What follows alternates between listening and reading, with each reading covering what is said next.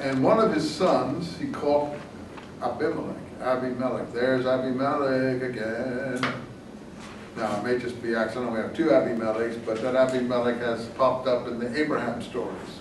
And we already saw that that was a,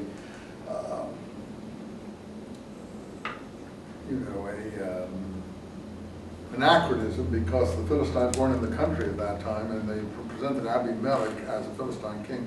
Abimelech simply means my father is king. Abi is my father, Melech is king. Anyway, Gideon died, and he was buried in the tomb of his father. And they were all ungrateful for the good deeds he did. And they built the idols again, line 33. And there's a little story about Abimelech, son of Jerubbaal.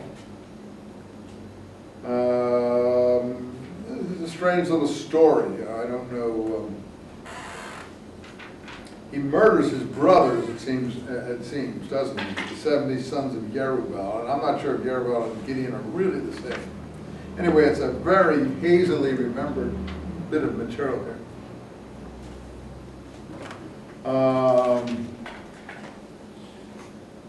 He becomes king, and he says in line 17 of chapter 9, my father fought for you his whole life, risked his life for you, rescued you from the power of Midian. And now you have murdered his 70 sons. I'm all confused here. I haven't read the story recently, but I don't have a clue what's happening. It's very complicated again, which is good because it shows how authentic some of this material is. It's improperly remembered. Anyway, it's all about Jerubbaal and his 70 sons in Shechem, which is that town we already heard about Joseph's bones. And Hamor is the father of Shechem. They still seem to be hanging around in this time, line 29 or 28. I can't follow it. I hope that you can make more sense out of it than I can. A lot of animosity towards this Abimelech, who seems to be one of Gideon's sons, but then seems not to be. In any case, at the very end, when he was coming to a door someplace, line 52, a woman threw a stone down and crushed his skull. And he said, he gets his armor bearer and said, please, please kill me. I don't want to be said that a woman killed me. So evil came upon Abimelech because he had murdered his 70 brothers. So there's some cursing story, some weird, this is, you have to admit, very weird fragment of material. I can't do any more for it than you can do yourself. Except it's, Abimelech I don't think counts in this 12 judge because he's not a real judge. He's just Gideon's supposed son, but then he isn't his son. But look at those 70 sons and stuff. Look at this one.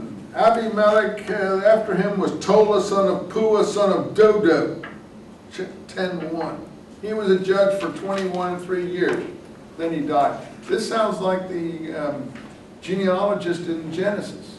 He lived for so and so number of years, then he died. It's like the same voice here, like almost the priestly voice of the genealogist then. Look at this. After him rose Yair of Gilead. So it's either Gad or Reuben because it's not Manasseh, so it's one of those two. Yair, he judged Israel for 22 years. He had 30 sons who rode on 30 donkeys' colts. We had Gideon with 70 sons. And he possessed 30 towns in the land of Gilead. Then he died. That's exactly the genealogy in Abraham, in Genesis. So again, the author's hand, you feel it in here. It's the same author here, working through these materials. I can't tell you any more than that, except these are formulas. He had 30 sons who rode on 30 donkey colts. I've looked at the Egyptian tomb inscriptions, and often they speak that way about Pharaoh. Like, for instance, Ramesses. He built a huge tomb for his, I don't know how many sons they say he put in that tomb. He had many wives. It's sort of like the Pharaoh stories that you get on the Egyptian tombs, where he had like, I don't know if he had 20, 30, 40 sons. I'm not sure how many were in that tomb that they recently found. It's been on television a bit in some of the history series. Again, the refrain, Israel did what displeased Yahweh. And they had to fight the Ammonites who came from the other side of the Jordan, line 8, chapter 10. Benjamin and the house of Ephraim were the ones who had to fight. So, then the people, the chieftains of Gilead, said to each other, who will volunteer to fight the sons of Ammon? So, in any case, a judge arose in Gilead, Jephthah. Jephthah, the Gileadite, was a valiant warrior. Well, we've already had a Manasseh one, and we've already had Yair of Gilead. So this is the third Gilead hero. So it will either be, Yair will either be Reuben or Gad, and Jephthah will be one of those other two. Three Gilead heroes. This is the third one, Jephthah. And he was the son of a harlot. Gilead was Jephthah's father. Again, very improperly remembered. How much later was this material remembered than when it actually happened? I can't tell you, but it must be much later. 100 years, that this should be so imperfect. 150 years, 200 years. When was this written? David period, Solomon period, later perhaps? I don't know when it was put in this final form. So, but long enough later that these traditions are ancient history. It's like someone trying to remember about Benjamin Franklin or somebody. Or, you know, the Revolutionary War. Well, you know, when George Washington, you know, crossed the Delaware, you know, so on. It's basically like that. But there is history here. Probably a good deal of history, and in any case. So here's Jephthah's heroicism. But another interesting story pops up here, which I think is interesting. Line 34, when Jephthah returned to his house, this is chapter 11, his daughter came out to meet him with dancing with timbrels.